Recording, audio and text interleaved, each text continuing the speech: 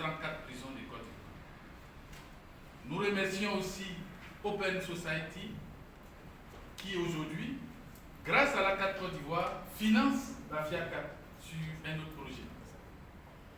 Nous remercions la fondation A4 France qui, à partir de ce projet, a décidé d'augmenter le budget qu'il accorde chaque année à la FIACAD. Nous remercions l'ambassade allemande et l'ambassade de Suisse qui nous viennent en appoint sur nos différents projets. Nous souhaitons que d'autres ambassades s'ajoutent à la liste.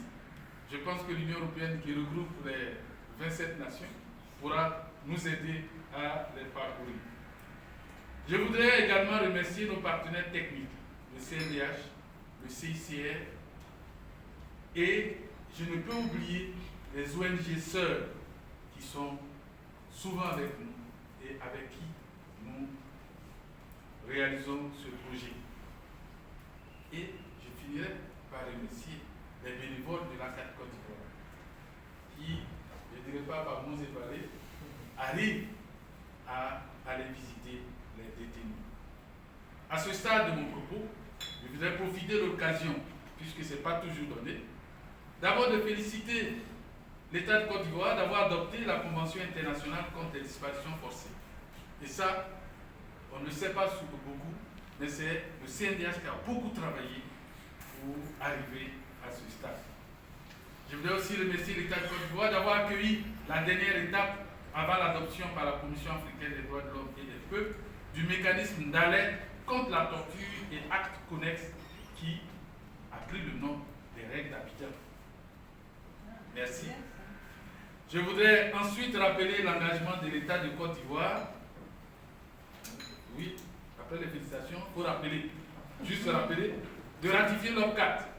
Nous savons que ça est dans les rails, mais ça n'est pas encore déposé au niveau du secrétariat des Nations Unies. Voilà, donc on ne peut pas considérer que la Côte d'Ivoire a ratifié l'OP4. Afin de mettre en place un mécanisme national de prévention contre la torture. Et je voudrais aussi, je sais que la Côte d'Ivoire s'est engagée, demander à l'État de Côte d'Ivoire de présenter son premier rapport devant le CAP, le Comité contre la torture. Parce que nous avons ratifié la Convention depuis 1995. Ensuite, nous avons promis depuis 2015, dans une procédure simplifiée qui nous donnait un an pour présenter, en 2015.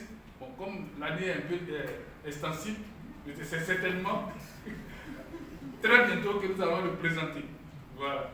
Donc, on voulait demander à la Côte d'Ivoire de le faire. Enfin, la FIACAD et la CAD souhaitent demander à l'État de Côte d'Ivoire de revoir la définition de la torture dans le code pénal. Parce que cette définition n'est pas tout à fait conforme à celle conventionnelle. Elle en fait un crime dans un cadre